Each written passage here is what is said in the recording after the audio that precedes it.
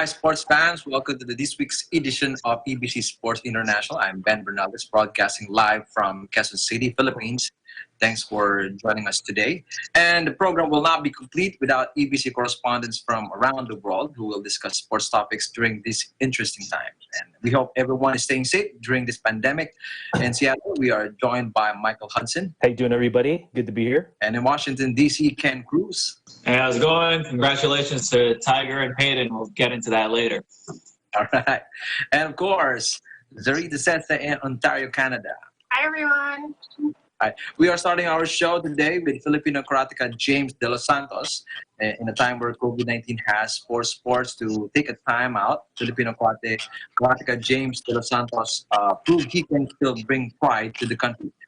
James bagged silver in the individual male senior division of the 2020 Sports Data E-Tournament World Series Kata, and we are joined by him today. James, welcome to the program. Hi, good morning, everyone from the Philippines. Thank you all so much for having me here. It's really an honor. Let's start with the interview. Can you tell us about this tournament, and is this a qualifying tournament? It earns you points to the world ranking. Well, actually, I would say that this tournament, the concept of virtual kata is it's new to me because it started when one of my former teammates, he told me about this virtual tournament called the Palestine International Karate Cup, and he told me it was a virtual tournament. So, you know, it was like, it gave me that idea, like, I wonder what virtual competition is like. And then I researched about it, and then they say that you just register for the tournament, you submit a video of your performance, then you send it to the tournament organizers, and once they approve it, they will send it to the judges to evaluate your performance. And so, yeah, it kind of gave me the idea, okay, so they judge your kata just like how they judge in the actual competition. So I gave it a try, and then to my surprise, I won first place in this tournament. And then it gave me a thought, like, are there any more virtual tournaments out there to join? And then I just happened to stumble across this World Series tournament that was organized by Sport Data, which is the official tournament organizer for the World Karate Federation sanctioned tournament. And then I saw that they organized their own tournaments, and this was one of them. So I told myself, hey, you know, why don't I give this one a try? And then, yeah, I joined it, and I ended up winning silver in this tournament. And I would say, unfortunately, that this is not a qualifying tournament for the Olympics, because the Olympic qualifying tournaments are the Karate 1 Series A, the Karate 1 Premier League, Continental, and the World Championships. These are the 4 tournaments that you have to participate in order to qualify for the Olympic Games. Are they all delayed for now, James? Yes, all the qualifying events for karate have been canceled due to the coronavirus pandemic, but the World Karate Federation still encourages the athletes to continue training, especially when these tournaments will resume probably and hopefully by next year. So, real quick, I'm just curious, like, just to back it up a bit. I know before we started the show, you were talking about, your past, how you were born and raised in the Philippines, impeccable English, went to an English-speaking school. What inspired you to get into the sport? I mean, I know, for the Philippines, #1 sport's basketball, right? And so, why not basketball and why karate? Oh, well, because in basketball also, like, yeah, I actually loved playing basketball when I was younger, but then as I grew older, I also realized that basketball was not really, was not fit for me, because I was also concerned about my height. I'm only 5'5", and I'll be competing against 6-footers at least, so. There's a lot of good 5'5" players in NBA, so. In the PBA too, though. One. But then, yeah, like if you look at basketball players like Spud Webb or Muggsy Bogues, yeah, they're only around 5 feet tall, but yeah, they're just very impeccable in basketball. But I think later on I realized that basketball was not the sport for me, and I also have to admit what made me start karate was the fact I was a victim of bullying throughout my elementary years, and then my uncle suggested to my dad, why not why not let James try out karate? It's also not a way to defend myself against bullies, but also it's to develop my character, like to develop one's character. So that's when I decided to take up karate. And I'm going to be honest though, I didn't like karate at first because I thought it was just I honestly thought it was just an activity that my parents wanted me to join. And then it also came to a point that I wanted to quit the sport. But then when the Southeast Asian Games was hosted here back in 2005, like my sensei told my mom and dad, I encouraged James to watch the SEA Games, like, to see what the international competition looks like. And then I saw the national team back then competing in the Southeast Asian Games, and that's what ignited the spark there. That's what made me realize, I love karate and I want to continue the sport and I want to play for the national team someday. And many years later, I'm here. I was playing for the national team, and I was also able to compete in the Southeast Asian Games thrice. And it was really a big honor for me. So with that being said, you mentioned that you were bullied. So after you were able to attain your skills, did you get revenge on those guys? I think everybody wants to know. Did you get those guys back? Well, because also karate is also not only about developing your own skills as an athlete, but it also, just like in any sport, I believe that karate also develops your character. Because in karate or any other martial art for that matter, it should only be used for defensive purposes, never for offensive. You should never use martial arts to hurt anybody, but in fact to create peace amongst each other. That's one of the benefits that karate has given me as a practitioner. Okay, all right, I understand. So, James, I'm curious to find out, with everything going on, how do you do all of this virtually? Like, how do you compete, especially with a sport like karate, which is very personal? How do you do it virtually? Well, because like I mentioned earlier, that the concept of virtual competition was very new to me. Like throughout this, ever since the pandemic broke out, I've just been training on my own to keep myself healthy and fit, because I'm also not a fan of sitting around and doing nothing. Like it'll just give me cabin fever. So that's what we all have, I know. Yeah, like everyone's going through it right now. So yeah, I've just been training just to keep myself fit and healthy and productive. And then when my teammate introduced this virtual tournament to me, I was like, okay, virtual kata, this is something new. I also tend to be a very curious person, so I decided to give it a try. And when I won my first virtual tournament, and then I joined this eWorld Series afterwards, it gave me more motivation. It gave me more reason why I should still continue training, because I also tend to be a very competitive person. So that's why I wanted to keep that spark alive. I still wanted to keep my passion for karate alive, and this is one of the reasons that kept me motivated, that kept me going, that pushed me to stay on top of training, on top of keeping fit and healthy. So I gotta ask, like, how many takes can you have? Like, is it like multiple takes, one take only?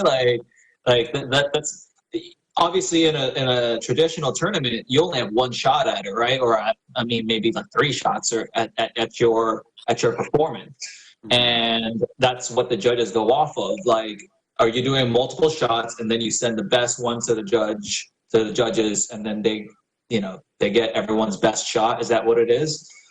Well, okay, in virtual kata, yes, the athlete is given the opportunity to take as many shots as they can before they send their best one. But in my case, I would usually warm up, and then I would do stretching, and then I would do my specific kata, my kata of my choice, a couple of times before I actually take it on video and perform, because I wanted to simulate it like it's the actual competition where you only perform once, and then the judges will evaluate you afterwards. So that's what I did. I I did my kata a couple of times before I would actually take it on video, because I wanted to make sure that my kata that's captured on video is my best performance. But I will admit though that there were times I had to do second takes because of some glitches in my camera. So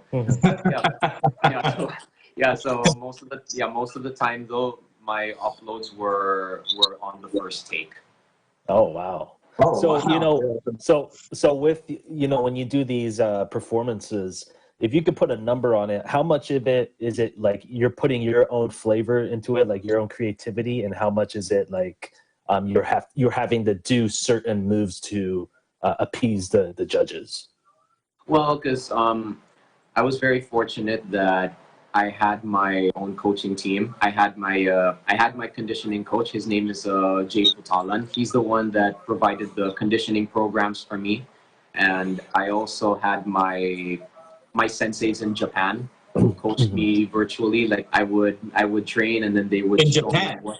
Yeah, in Japan. Yeah, because I So, trained there. wax on, wax off, like a... Yeah. Yeah, and the Japanese are very, I would say, meticulous Yes, yeah. about the performance. So when I would train with one of my main coaches, his name is Masa Saito. He's the son of my head sensei, Kazuo Saito sensei. He's the one who was coaching me most of the time in preparation for this tournament. Like, so every time I would send a video of my performance in training to him, he would point out the mistakes and say like, okay, this is the part that we have to fix. Let's focus on those parts. And so I'm like, okay, yeah, then let's do it then. And then it eventually, these corrections eventually become a habit. And then these corrections, I would actually apply it in my performance during the virtual competition. That's so awesome. Wow, Yeah. That's interesting. That's great. I mean, well, that's a benefit of like the situation, right? Where I mean, like this whole like new normal thing of how life is going to be. I think Ben reported that sports is canceled in the Philippines for the entire year, like a couple of weeks ago. So is that the situation for your sport also in the Philippines? Well, given that, because me, I would say that I'm very fortunate that kata has virtual competition, because it's unfortunate that there are the team sports and sports that also involve contact. It's pretty hard for them to think of a virtual concept, but I'm just really lucky that kata has virtual competition. So that's, yeah, and I do believe that this is going to be around I do believe that this pandemic is going to be around for a while, but I think that virtual kata in my sport is a great opportunity out there for other kata players out there to give it a try. But now, like, don't get me wrong, I'm not saying that COVID-19 is a good thing. It's not, but sure. I would making the best of the situation. Yeah. Any situation, whether good or bad, there's always an opportunity out there for everyone. James, you got to shout out to IG. What is it? What's the screen name? Oh, my Instagram name is James De Los Santos, but with underscores in spaces, because there was actually somebody that took my name already on Instagram, so I had to put some underscores. All right, James. And just last question for you. As the sporting world continues to find ways to adapt to a new normal, how do you think will this affect many athletes, and what can you tell them during these times? Well, I would say that, for me, I would say that a lot of athletes are affected by this pandemic, especially those that are playing in team sports and those who are playing contact sports as well. I would say it's very hard for them to come up with a virtual concept of competition. But I would say to them that even though it's hard on them right now, I would still encourage them to continue their training to keep themselves in shape, because I can also relate to their experience. It's not easy training on your own, because I've been like that most of my years in the national team. It's not easy training on your own, but still, like, do it, like, find a reason to keep yourself motivated, find yourself a reason why you should still continue training. Like, it's especially also to keep yourself fit and healthy, especially that the the cases are still the cases of the coronavirus are still climbing. So yeah, that should be their reason to continue training. And in terms of my sport, in kata specifically, that I would encourage a lot of kata players out here in the Philippines to give virtual competition a try, because it also gives you a feel of competing internationally, and you can just do it from home. Because let's face it, there are karatekas out there in the province that don't have the opportunity to compete in the big local tournaments, especially that most of them are held in Manila. And if that's the case, how much more traveling abroad to the international tournaments? So yeah, virtual competition is another alternative for them, because they can compete internationally just from home. All you have to do is sign up for a virtual tournament and have a good camera and a laptop. Just take a video of your performance and make sure you have adequate space. And then you send your video to the tournament organizers. Once they approve it, they send it to the judges, and they will evaluate your performance. I also believe that, training is not the only way it's not the only thing you should do to evaluate your performance. I believe competition is also essential, so you can see where you did wrong, where your mistakes are at, and you can use that to further improve your performance. So like I said again, I really do encourage many kata players, especially here in the country, to give virtual competition a try. It never hurts to try anything new. All right. Thank you very much, James. Nice talking to you. And we all know that training never stops for you. So stay safe and continue to bring glory to the country. And we will take a short break. And when we come back, we'll bring some sports update and more NBA news for discussion. EBC Sport International will be back.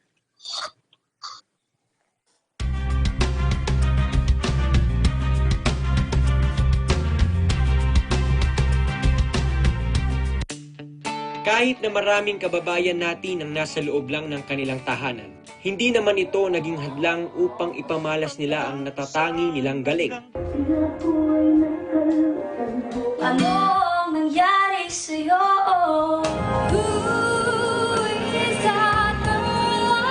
Sa ating next episode, saksihan ang online audition ng ating mga TNG aspirants. Siyempre, dito lang yan sa pinakamalaking talent competition sa Pilipinas, Tagisan ng Galing.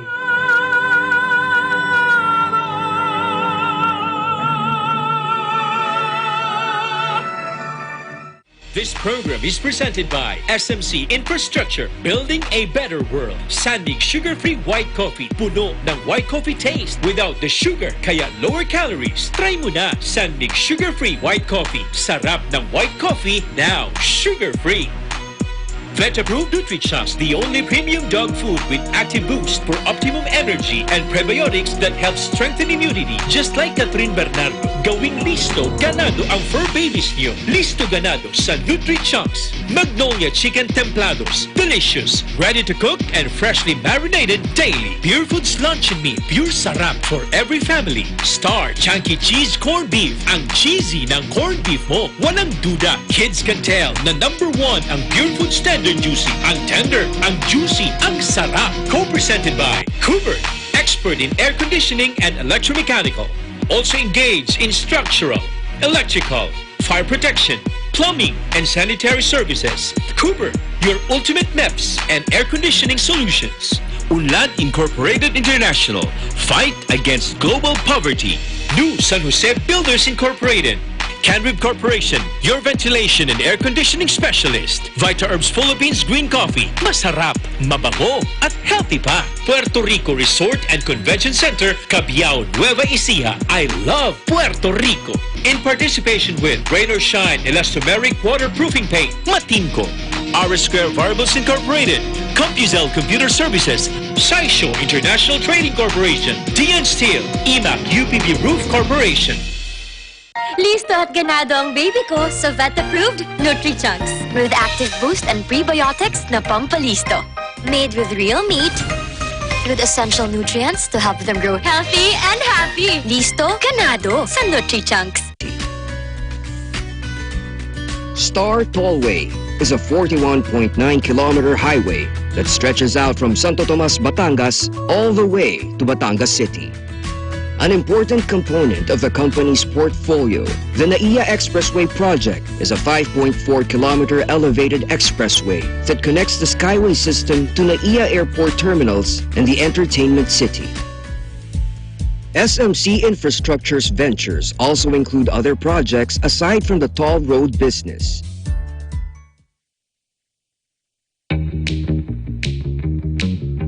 Hey, Aggression Ho here, and I'm a white coffee lover. Creamy kasi, and very yummy. Pero mas masarap kung hindi nakaka-guilty. Check my new discovery, Sandmade Sugar-Free White Coffee. Puno ng white coffee taste without the sugar, kaya lower calories. Try mo na! Sandmade Sugar-Free White Coffee. Sarap ng white coffee, now sugar-free.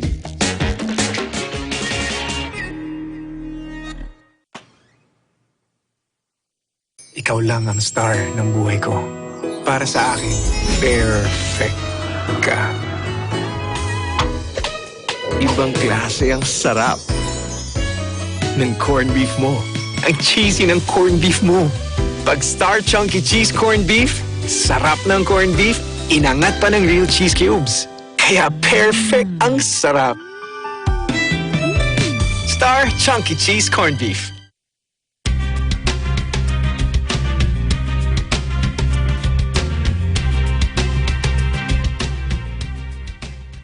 Welcome back to EBC Sports International, and as we all know, we have some sports news about the status of gyms and martial arts school in the States. And here's the story by our LA Bureau, Eba Basalahe. Empty parking lots, stores shut down indefinitely were common scenes across the nation at the beginning of the COVID-19 pandemic. For one business owner in Port Hueneme, California, closing up shop means more than just loss of revenue. It also means a painful separation from one of the driving passions in his life. I really miss my students. That's really the bottom line. Black belt Jeremy Espiritu is the owner and head instructor of Espiritu Jiu-Jitsu. A practitioner of over 10 years, he explains some of the history and concepts of the Brazilian martial arts that his business is built upon. Judo was brought over from Japan, and these Brazilians made it into, they tweaked it and they modified it so that a smaller person can do a lot of the techniques that were originally done by larger people. The main difference with Brazilian Jiu-Jitsu is its focus. Its focus is control over everything else. The sport definitely builds confidence, and more specifically, it builds true confidence because Brazilian Jiu-Jitsu, you are forced to spar every day.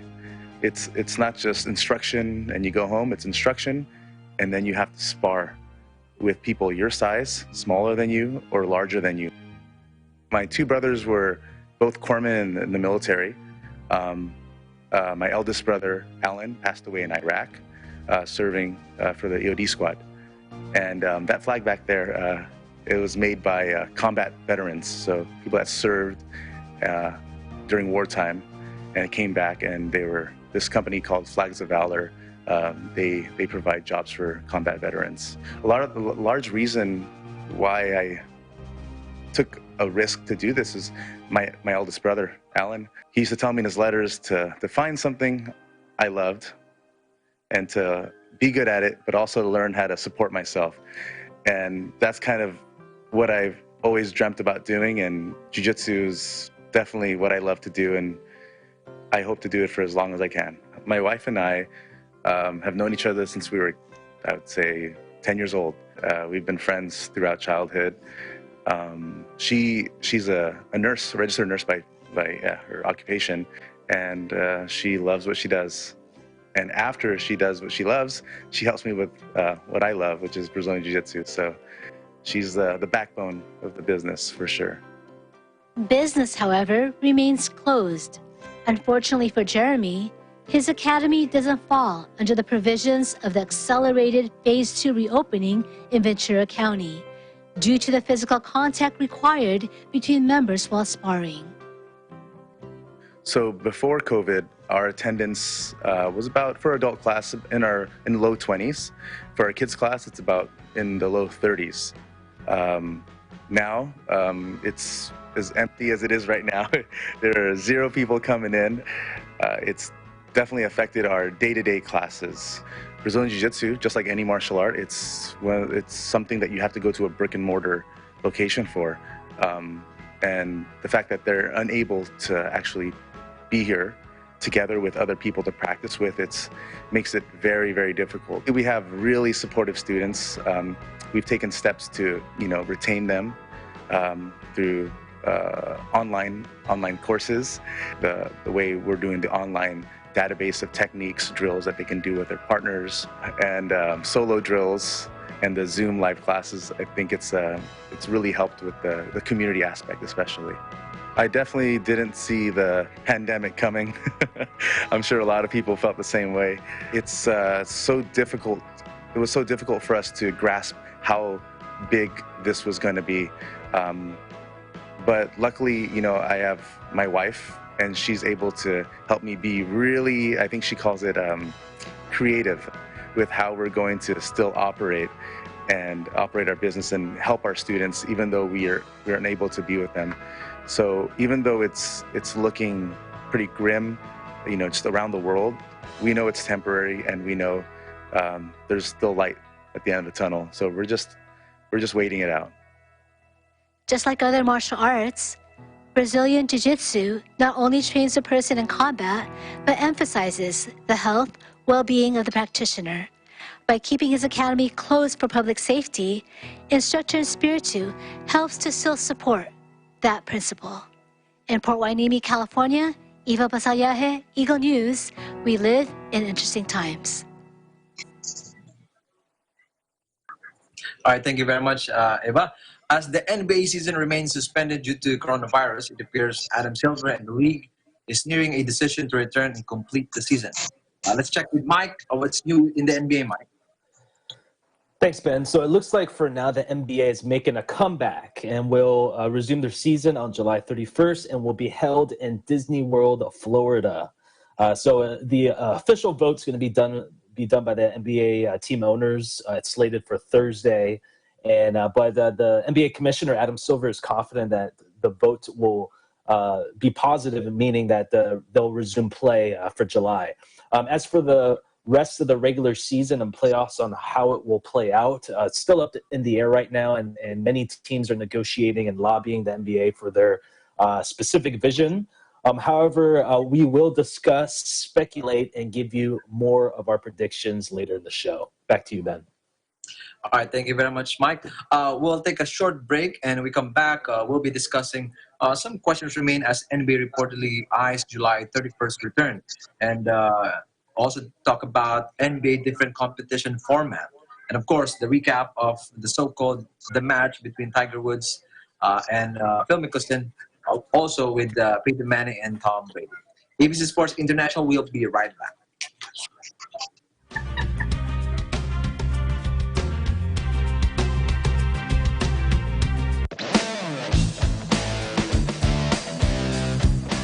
Patindi ng patindi at tuloy-tuloy ang pagpapakita ng galing ng ating mga TNG aspirants.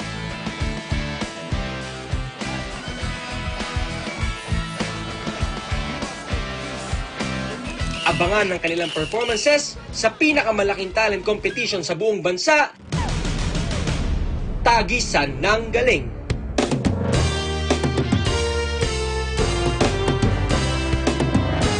This program is presented by SMC Infrastructure, building a better world. Sandig sugar-free white coffee, puno ng white coffee taste without the sugar, kaya lower calories. Try mo na Sandig sugar-free white coffee. Sarap ng white coffee, now sugar-free.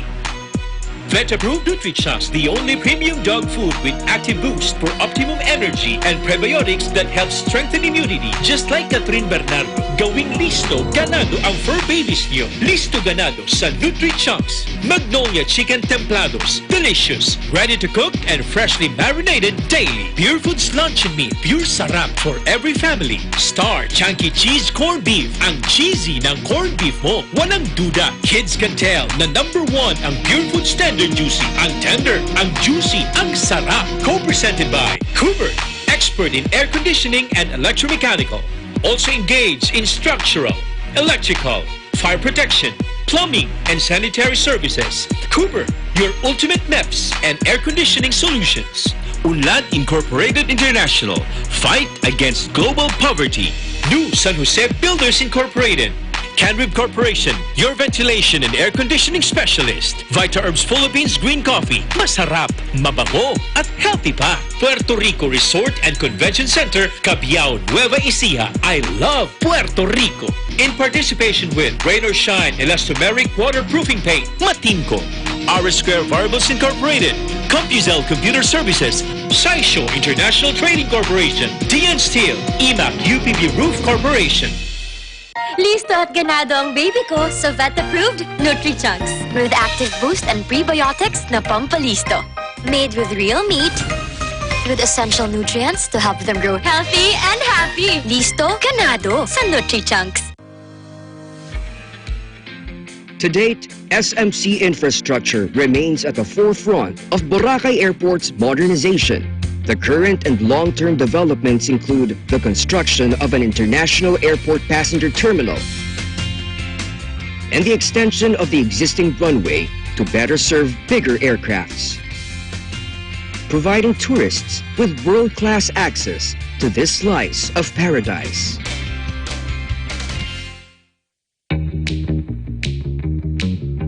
Hey, Gretchen Ho here, and I'm a white coffee lover. Creamy kasi, and very yummy. Pero mas masarap kung hindi nakaka-guilty. Check my new discovery, San-May sugar-free white coffee. Puno ng white coffee taste without the sugar, kaya lower calories. Try mo na! San-May sugar-free white coffee. Sarap ng white coffee, now sugar-free. Bakit natin ipinagluluto ang mga mahal natin? We want them to feel special. Sa meaty luncheon meat that we serve. If your pure intentions had a taste, it would taste like Pure Foods. Pure sarap. Pure Foods luncheon meat.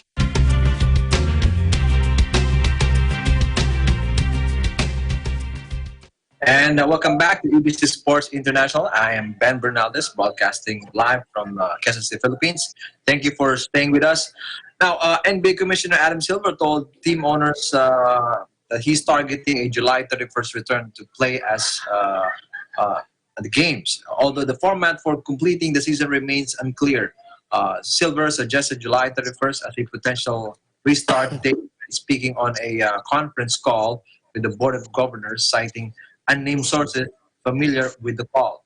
Now, the NBA suspended play on March 11 in response to the coronavirus pandemic, and of course, multiple scenarios for resuming and completing the season are still being considered. What's your take on this, guys?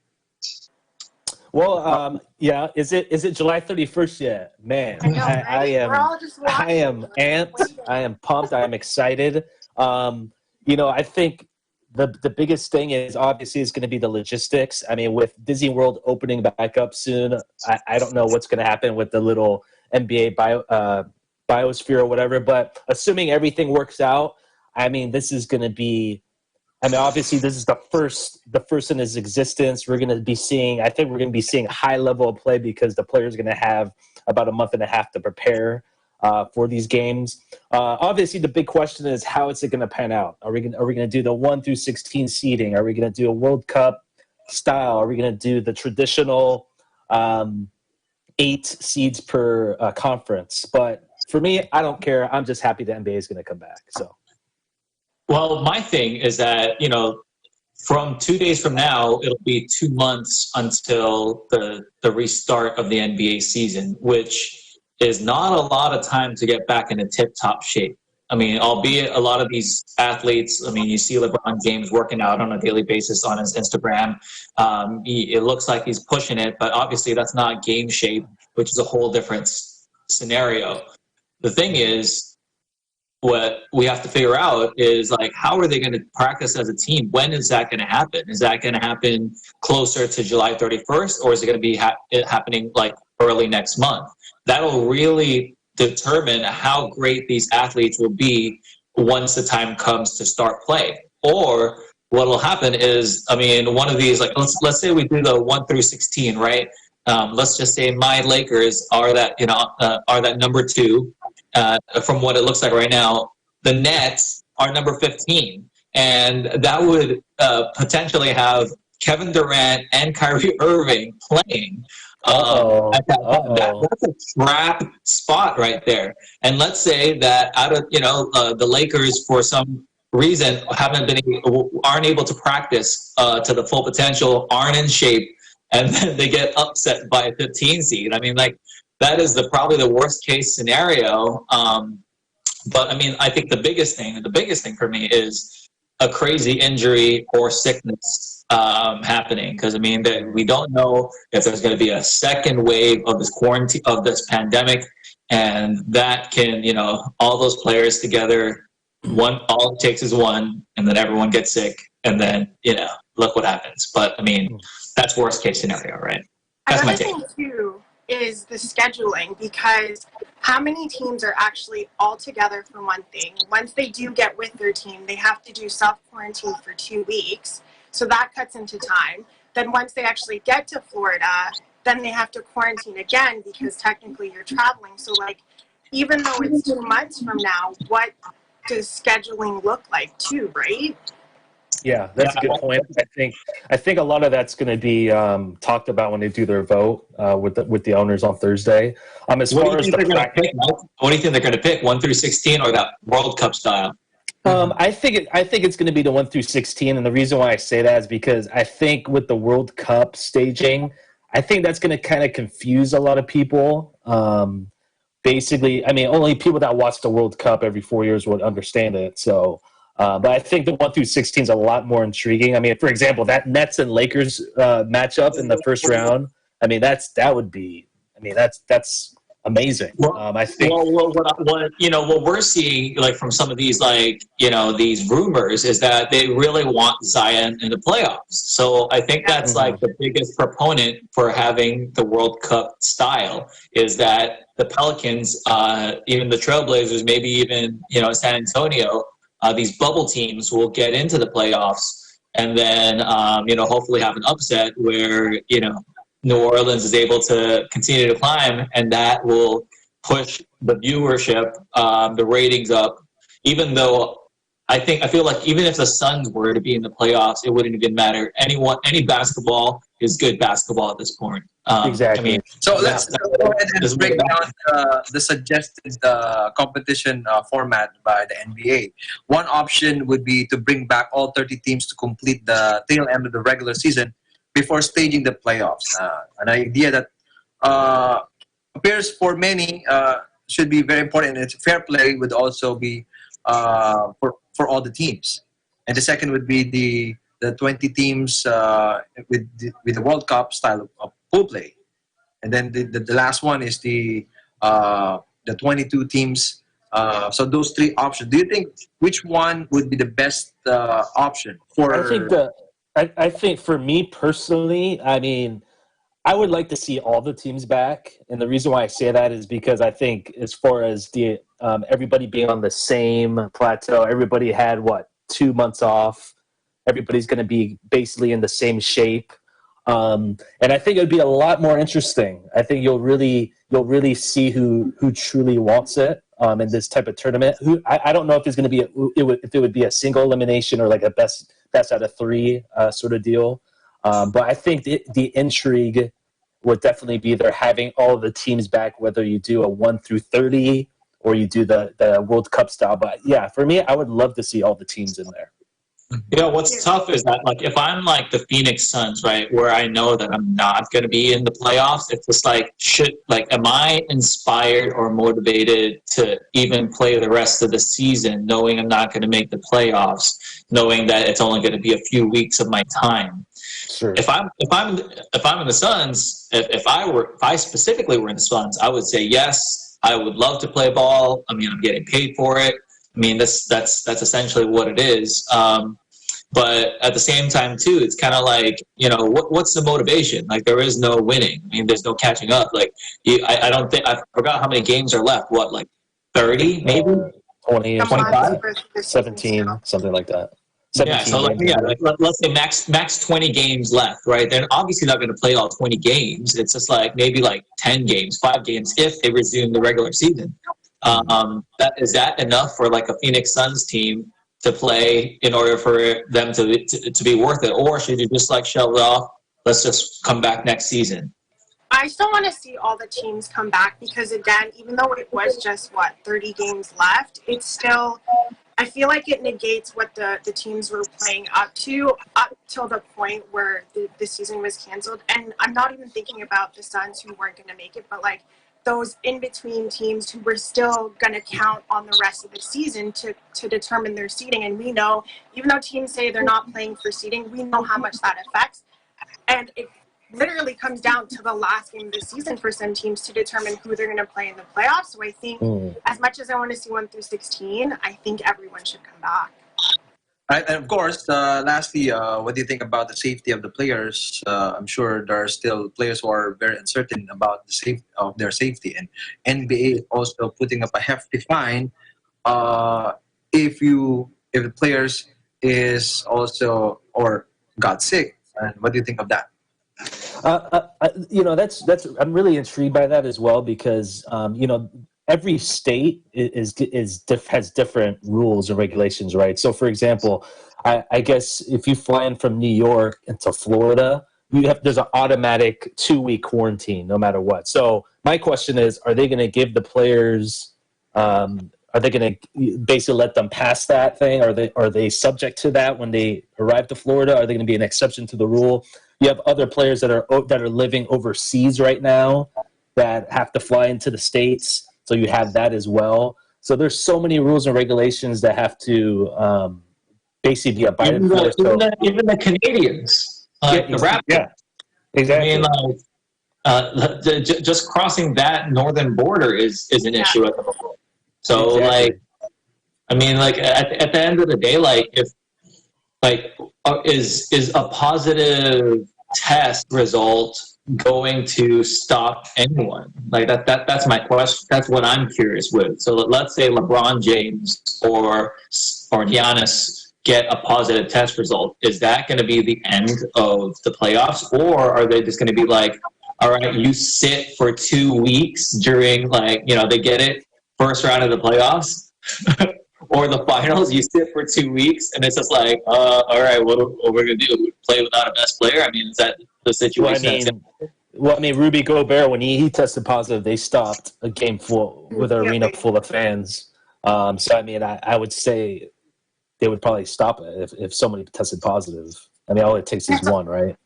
And it's also their families, too, right? They're trying to decide whether or not they're going to bring their families. And with all those kids, you're going to fight to bring them to Disney, and who knows what they can get in contact with there, while Disney is also open to the public. So there's lots to figure out. But as far as the medical personnel, as far as testing goes, I think I'm not really too worried about that because I think they're always going to hire top tier staff for those. Right. But just as far as coming to Florida, people coming to Florida, that's kind of the biggest worry for me. But I mean, this is at the end of the day, this is an amazing opportunity. I mean, for the NBA, for everyone. I mean, this is something that we've never seen before, and potentially might never see again. And all the teams playing in the same area, the same couple of arenas. It's literally an Olympics almost. Where everyone's just in the Olympic Village, which is the Disney World, right? And so I think right now a lot of the players are cautiously positive, cautiously optimistic about the situation. But once they get there, they start training, I think they're going to be pumped, they're going to be hyped. Everyone's going to be excited for this, and once we see those first set of games, it's going to be something we've never seen in our lifetimes. Oh yeah. We're still gonna wait until the decision by NBA in the next coming days. So I guess I think they are really sure about continuing and opening the games by July 31st. All those uncertainties will still have to wait until they make their final decision. And now we go to the last topic of discussion. PGA stars Woods and Phil Mickelson and two NFL quarterback legends, Peyton Manning and Tom Brady, squared off in an entertaining made-for-television charity golf event that raised $20 million for coronavirus relief efforts. The event, called the Match Champions for Charity, was a rematch of sorts for Mickelson and Woods, who faced off in a similar charity event last year in Las Vegas. It also marked a return to the golf course for both PGA stars due to COVID-19 pandemic. What can you say about this, Mike? I'm sure you're also your love for golf is comparable to the love of basketball by Ken. It is, Ben. It is, and I was really blown away by the event. It really gave me kind of I guess a big picture idea of how great golf players are. I mean, when you put two great people in their own right, in their own sport, and you put them in another sport, that just goes to show you just how tough golf is. And you see these guys struggling. You see Brady just spraying it everywhere, just slicing it like crazy almost every single hole. He holed out that 1-on-7 that from, I think it was like 150 yards out. That was a nice shot. But it just goes to show just how tough and difficult golf can be. And I think it was great. Obviously the high point is that they raised over $20 million for all of those coronavirus relief organizations. But yeah, I think this is something that's, the future is bright for this type of event, with other potential matchups in the making. But yeah, it was great to see just how good Woods and Phil Mickelson are. I mean, one play in particular is when they went to Mickelson and he was basically saying, okay, this is what I'm going to do because the green's a little wet and the way the ball's spinning, I have to hit this way. And he chipped it, and it did exactly what he said it was going to do. I mean, how many people can? I mean, I can't do that, but it was just absolutely incredible. Not yet. Michael Woods, what are you talking about, man? I mean, I think the biggest thing, and you, as you mentioned, Mike, is the $20 million raised for COVID-19 for this pandemic. That's awesome. And the fact that I think it averaged 5.8 million viewers across the different channels that it was highest for cable. I mean, I understand that it probably wouldn't have averaged that many viewers if it was a regular time. Just this is probably is it finals time already? This is what close to finals time for in a regular world scenario. So it probably would not have seen that many viewers. But I mean, at the end of the day, it looked like it was going to be a one-sided routing by Tiger and Peyton in the first 9. And then I know you mentioned that there's levels to everything, and there are, right? I mean, Tiger and Phil are obviously levels above Peyton and Tom, who are great golfers on their own, right? And they'll probably sweep the floor out of anyone that's not professional. But at the same time too, I think if you're clutch, dude.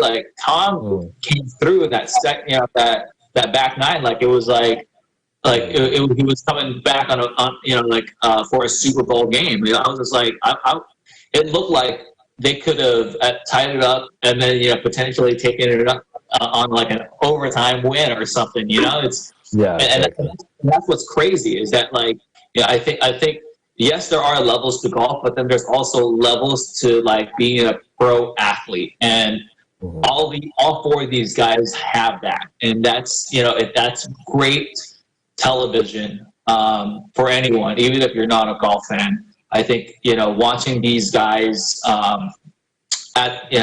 just having a nice Sunday afternoon under the rain in the worst weather, showing off their skills. I think it's an amazing watch, and I do look forward to hopefully seeing this on a regular. It's nice to see legends doing what they do best, and then some guys that are also good at golf and other sports. It makes the professional athletes like human, right? When you place them in a different setting. So I think when you say there's potential for this, I think bringing athletes from all different sports can bring in fans from all different sports too, and who knows, you can turn them into golf fans too, right? So there's lots of potential. I think for me, my two nominees for next year's one are Steph Curry and Tony Romo. I mean, if you've seen these guys golf, like during the off season, like they are very respectable golfers. I feel like if they focused on golfing, like from the get go, they could have potentially gone pro in golf and then the PGA Tour. I think they just have the gene, and so I think that would be potentially be a better matchup than this year's one with Hayden and Tom. Those are two of my nominees for next year. Absolutely. Yeah, I'm gonna say I like that. The reason why for me I'd go with Michael Jordan, and Steph Curry. And the reason why I'm not going with Romo, because I feel Romo is like literally on the edge of like hitting the professional level. Yeah, he's right there. How about Jordan and Charles Barkley? Oh, dude, that would be funny.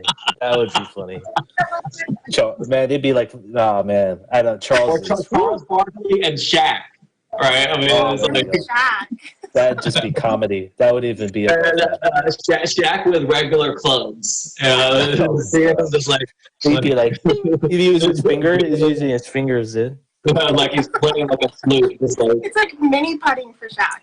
Yeah, way less than mini putting. It's just like playing with like a Willis, like a little broom.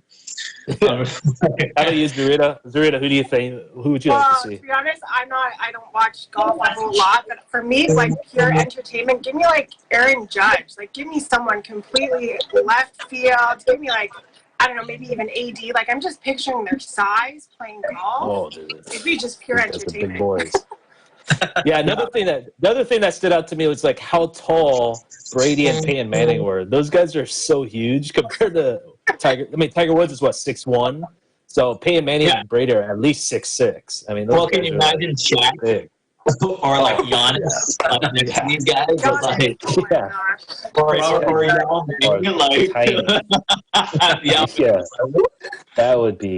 that would be comedy, man. I mean, like I feel like at the end of the day, it's all for charity, right? So I mean, like charity and like a comedic.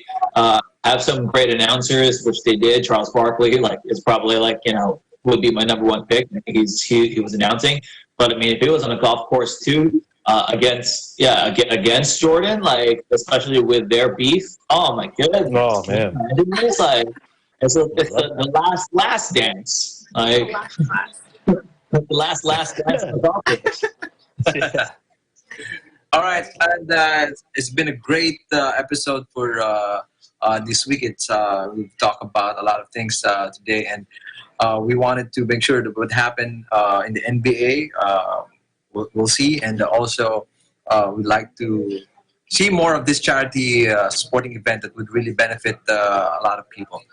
And any last messages for you guys? There are things you want to greet. Also, our viewers. There are a lot of viewers who are watching us right now. From New Era General Hospital, we have Celeste Sapio, Winnie Bernabe, Daisy Perucho, Regina Bilang, Marfe Ocampo, Madam Arlene Panoncillo, Eduardo Leal, Rose Erandio. What's up, guys? Thanks for watching us. Yeah, they're from New Era General Hospital. We'd like to thank them for continue, coming to work and really helping the hospital, especially for preparation of the food for the patients and all the staff. Maraming salamat po. Mas masarap po yung pagkain. Diba po? And that's all we have for this week's edition of EBC Sports International. On behalf of everyone on our panel, thank you for joining us, and be sure to tune in next week. Make sure to visit our website at eaglenews.net and eaglenewslive.com. And like us on Facebook and follow us on Twitter at twitter.com/eaglenewsph. Share your thoughts and comment, and thank you for watching. And I'm Ben Bernaldez, and for the rest of EBC Sports International, we live in interesting times.